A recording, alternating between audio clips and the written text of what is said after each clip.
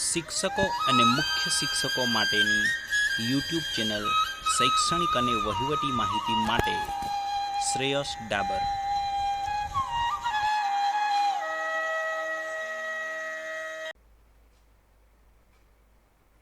નમસ્કાર મિત્રો, તમામ શિક્ષકો એટલે કે પ્રાઇવેટમાં હોય કે સરકારીમાં હોય કે બીએડ કોલેજની અંદર હોય કે કોઈ પણ હોય અને મુખ્ય શિક્ષકો તમામ માટે AEIAT એટલે કે મદદનીશ કેળવણી નિરીક્ષક માટેની પરીક્ષાનું નોટિફિકેશન આવ્યું છે. એમાં સીધી ભરતી માટેની આ પરીક્ષા છે. હાલમાં જ બઢતીથી જે કંઈ મિત્રોને લેવામાં આવ્યા હતા તો એમની અલગ પરીક્ષા અને એમનો અભ્યાસક્રમ થોડો અલગ હતો. હવે સીધી ભરતી માટેનું જે જાહેરનામું આવી ગયું છે એની અંદરની તમામ બાબતો આપણે ટૂંકા વિડીયોમાં તમે તમામ બાબતો સમજી શકો. એ જે નોટિફિકેશન છે તમે ડાઉનલોડ કરી શકશો ડિસ્ક્રિપ્શન બોક્સમાંથી, અને એમાંથી જે મહત્ત્વની બાબતો છે આપણે સરળતાથી જાણી શકાય ટૂંકા વિડીયોમાં 5 થી 10 મિનિટમાં એવું આપણે આ વિડીયોની અંદર બતાવીશું. અને અંતે અભ્યાસક્રમ શું છે પણ આપણે બતાવીશું. સ્ટાર્ટ કરીએ. અહીં સ્ક્રીન પર તમે જોઈ શકો છો 4 એપ્રિલ 2025નું આ નોટિફિકેશન છે. એમાં જે કંઈ છે એ AEIAT એક્ઝામ લેવા માટેનું આ નોટિફિકેશન છે કે assistant education inspector aptitude test. હવે એમાં શું છે, કોણ પરીક્ષા આપી શકે છે, એ તમામ બાબતો આપણે જોઈએ તો these rules may be called the assistant education inspector class 3 એટલે કે ક્લાસ 3ની આ જગ્યા છે. AEIATના રૂલ્સ 2025 કહેવાય અને એને હવે ગેઝેટની અંદર જાહેર કરશે એવું કીધું છે. એ ત્યારથી લાગુ પડી જશે. હવે કોણ પરીક્ષા આપી શકે, તો હેડ ટીચર અને ટીચર આ પરીક્ષાઓ આપી શકે છે. પણ કયા ટીચર? હેડ ટીચર એટલે કે મુખ્ય શિક્ષકો જે પ્રાથમિક શાળામાં છે તે તો આપી જ શકે, પરંતુ બીજા કોણ છે? તો ટીચરની વ્યાખ્યાની અંદર આપણે જોઈશું તો એમાં શું કીધું છે કે having an experience as referred to in para D of rule for assistant education inspector class 3 recruitment rule 2021. આપણી ચેનલ પર એક વિડીયો છે એમાં રિક્રુટમેન્ટ રૂલ મદદનીશ કેળવણી નિરીક્ષકના બતાવેલા છે. તો એની પેરા ડીની અંદર ટીચરની વ્યાખ્યા આપણે જોઈએ એ શું આપેલી છે. આ 2021નો જે રિક્રુટમેન્ટ રૂલ છે એની અંદર આપણે જોઈએ સીધી ભરતી માટેના આ ડાયરેક્ટ સિલેક્શનની વાત અહીં કરેલી છે.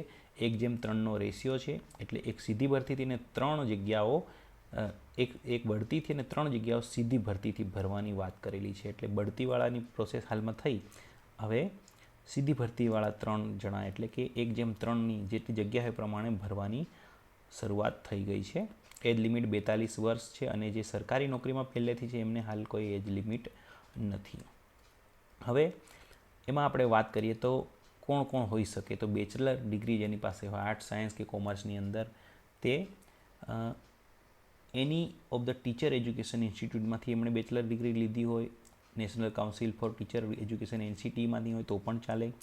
2 વર્ષનો સર્ટિફિકેટ કોર્સ એટલે PTC અથવા તો 2 વર્ષનો BEd જેને કહેવાય એ બંને અહીંયા આગળ ચાલશે. State examination board of Gujarat obtained from any of the teacher educational institute recognised by the national council for teacher education એટલે કે BEd અને PTC અહીંયા 2 વર્ષનો હોય તે પરીક્ષા આપી શકશે. 4 year bachelor's degree in elementary education, 4 year bachelor degree in education obtained from NCT recognized teacher education institute એટલે કે સળંગ 4 વર્ષનો કોર્સ હોય છે બેચલર અને BEdનો, એ પણ આમાં ચાલે છે. અને AEIની એક્ઝામ પાસ કરવાની વાત છે એ હાલ લેવાશે. હવે જે પેલી વાત કરી હતી કે ટીચરની વ્યાખ્યા ડી ક્લોઝની અંદર આપેલી છે તો એ આપણે જોઈએ કે કયા શિક્ષકો આ પરીક્ષા આપી શકે છે.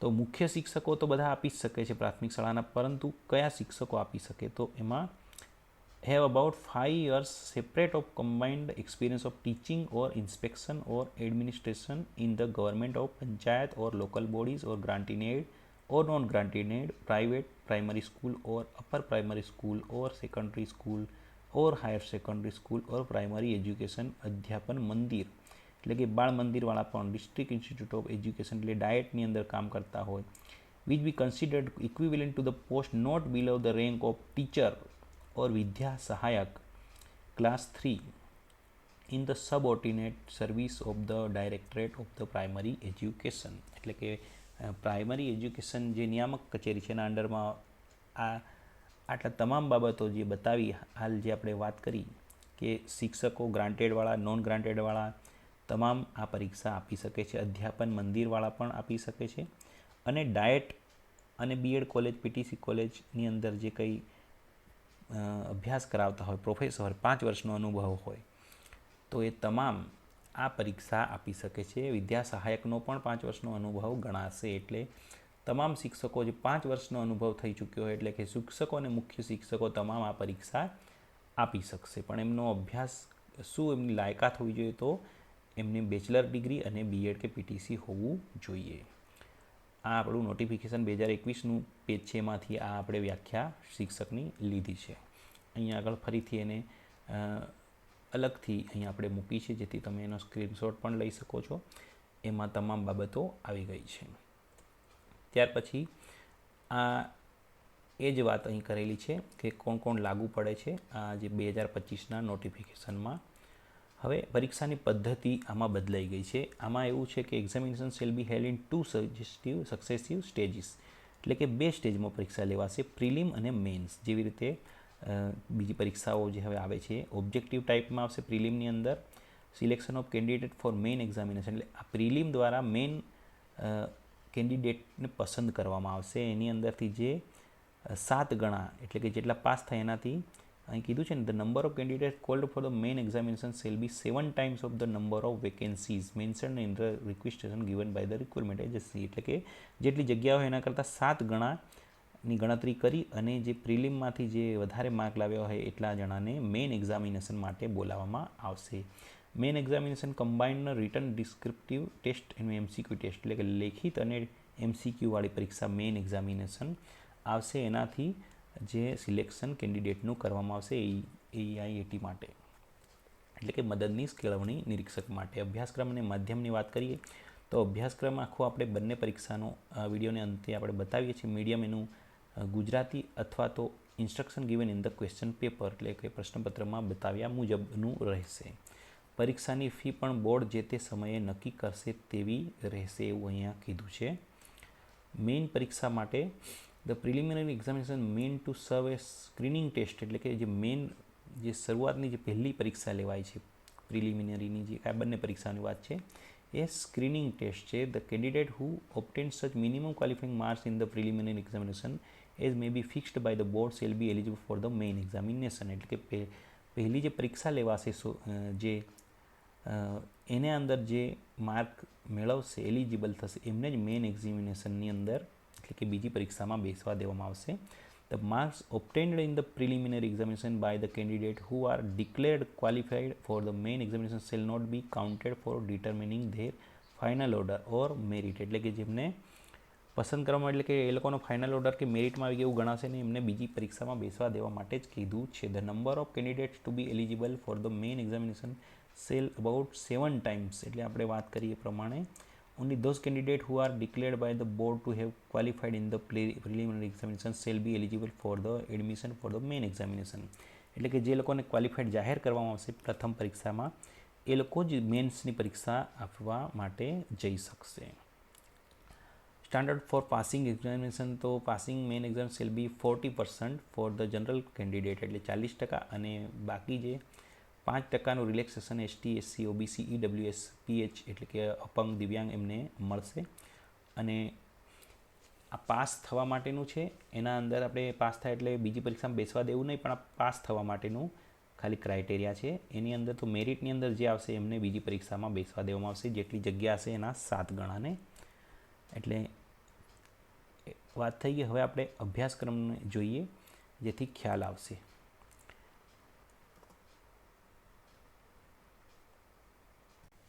સ્ક્રીન પર આપણે જોઈ શકીએ છીએ એઆઈએટી ડાયરેક્ટ રિક્રુટમેન્ટ એપેન્ડિક્સ એ, એની અંદર અભ્યાસક્રમ બતાવેલો છે. 200 માર્કનું પેપર છે, 120 માર્કની 120 મિનિટની અંદર. જનરલ સિલેબસ એમ 50 માર્કનો પહેલો સિલેબસ છે, આપણે જોઈએ. અને ત્યાર પછી બીજો સિલેબસ, એટલે કે 150 માર્કનું બીજું છે, એના અંદર આપણે જોઈશું. એટલે પહેલાં આપણે વાત કરીશું 50 માર્કની અંદર શું પૂછાય છે, અને પછી 150 માર્કમાં. આ પાર્ટ 1 જનરલ સિલેબસની આપણે વાત કર્યા છીએ. એમાં ગુજરાતની ભૂગોળ, હિસ્ટ્રી ઓફ ગુજરાત, એટલે ગુજરાતનું જે કંઈ ઇતિહાસ છે, કળા અને એનું સાંસ્કૃતિક વારસો, ફંડામેન્ટલ રાઇટ્સ એટલે કે જે કંઈ મૂળભૂત ફરજો અને હક્કો છે તે, રાજ્યનીતિના માર્ગદર્શક સિદ્ધાંતો, નીતિ આયોગ એનો પણ ચેપ્ટર લીધું છે, general mental ability, general science, current affairs. આની અંદરથી 50 માર્કના પ્રશ્નો અને બાકીના 150 માર્કના જે પ્રશ્નો છે એમાં જે કંઈ શિક્ષણને લગતા કાયદા 1947નું Mumbai Gujarat primary education act જેને કહેવાય મુંબઈ પ્રાથમિક શિક્ષણ અધિનિયમ પણ કહેવાય છે, RT 2009, importance of literacy continuous education programme, education policies India NEP 2020, management of education institution Gujarat, role structure and function, various scheme of central government and state government related primary education એટલે પ્રાથમિક શાળાને લગતી વિવિધ